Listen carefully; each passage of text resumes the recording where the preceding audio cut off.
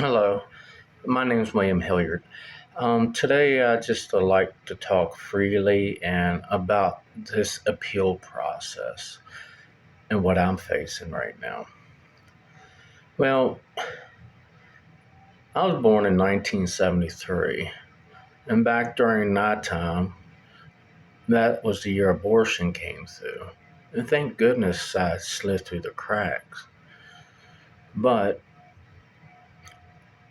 also at the time, the Vietnam War was going on. And you had two different sides. You had people accusing the military, those going over serving America, and calling them baby killers. Yet on the other side, they passed laws to kill babies, taking life. Well, down the road, we saw other things happen along the way, kind of like 9/11. If you ask most Americans how many buildings fell down that day in New York City, probably 80% will say two, but actually three fell. Don't forget about Building 7. That wasn't hit by an airplane, but an airplane went down in Pennsylvania. But they told you that was probably heading to the White House or the Capitol. Then, you know, I did serve in the U.S. Air Force between 92 and 96. And in active reserves, I think, what was that, 4 years after? So I'm proud to say that during my service, we weren't in too many wars, were we? Anyway, we also see here, I was in the IRS for 20 years. And the reason why I got out was because of the Corona issue. The language they were using, saying you had to get the shot or you will be reprimanded and this and that, scaring you in to take this shot when God made me.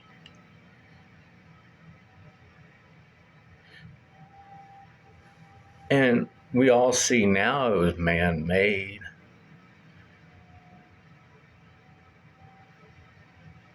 So, of course, I'm broke and I'm going through this ordeal. And I was trying to be vague and not using names because that's not my purpose, is to drag people through the mud. But I was served an FPO.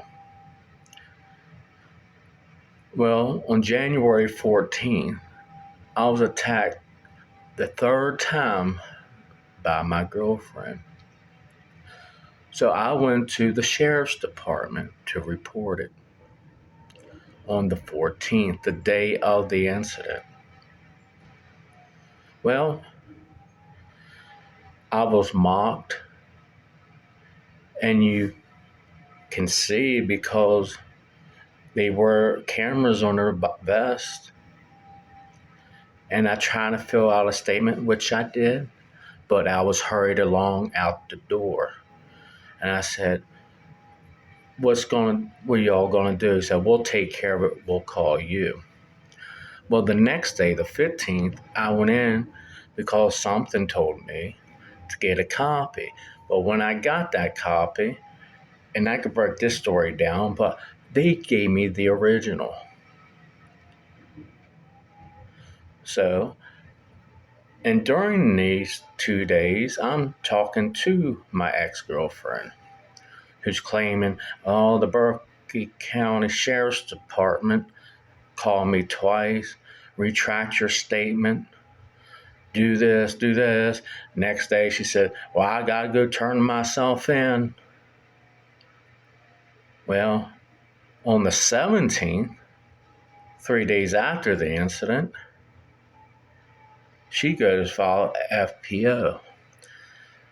Mind you, this incident happened at a hotel room across the street from the IRS. And I know this hotel has great surveillance because the room behind the lobby had this big screen TV with all these cameras throughout the building. And there was 3 people there watching that TV. And this was 12:30 at night. Well, anyway, if they have proof, I told the officer they had the cameras there to show my innocence. Either way, the sheriff's department went to my mother's house to serve me. Well, of course, my mother calls me. The next day, I call the sheriff's department and tell them I will be in Monday. Well, Friday, I sent the original. Remember the statement I got? Well, I made a photocopy of it to show them this is what a copy looks like. And on the back of that copy, I told them the second time I was attacked and the date and the hotel room to get the information. Well, I mailed that certified to them through the U.S. Post Office. Well, the weekend goes by. I go down Monday with my cousin's wife, talk to another officer to be served. Mind you, he has the body cam on him. Well, I informed him about that statement. He looked all surprised like he didn't know it. Well, just the hour before I went in, that's when the certified mail went to the office and had to sign for it. Well, anyway,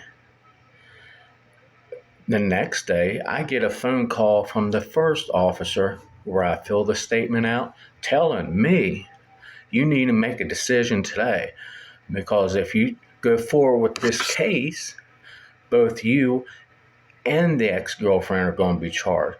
A scare tactic.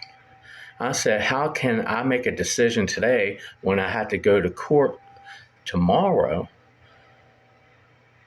I said, this case ain't closed because you still haven't went to the hotel to gather the videos. So he hung up on me. Then I called the other officer who served me and stated such, along with other information, and told him not to erase that voicemail, for it is evidence. Well, of course, the next day I go to court and thinking the judge gave me 3 options, so I want to clear my name because what she put in the FPO is a total lie. Well, either way, I told them the truth, counter-argued, and I could see that this was all mockery. And that's, you had the appeal process, so I'm trying to go out and underhandedly they blackballed you because you're trying to talk to this lawyer and that lawyer.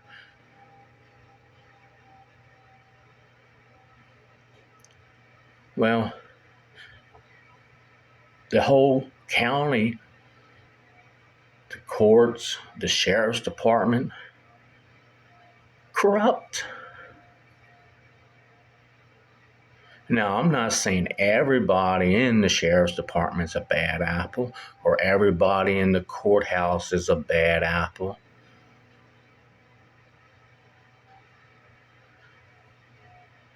The truth will set you free. I believe in Jesus Christ, Yeshua HaMashiach, and God, Yahweh.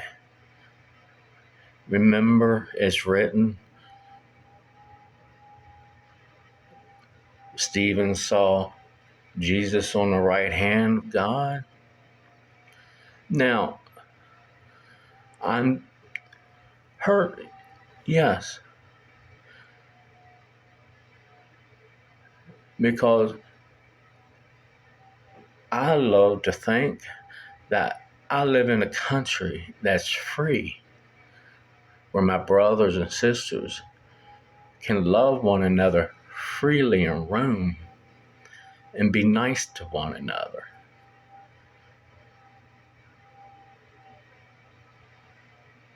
But it seems like they want control. There's certain people who wants control, and they'll make up flus.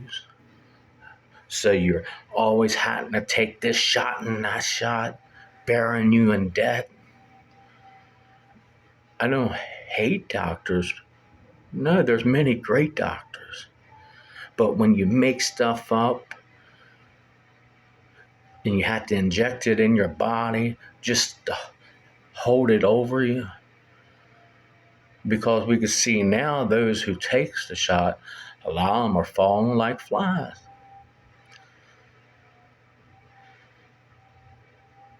Well, I love y'all, and I love my brothers, my family. Now, sometimes they don't always love me, but here's my testimony. Well, my appeal, I guess, because it's no use for me driving all the way to West Virginia when it's going to be a mockery to begin with. Because the way I see it, that paper ain't worth wiping your ass with. Have a good day.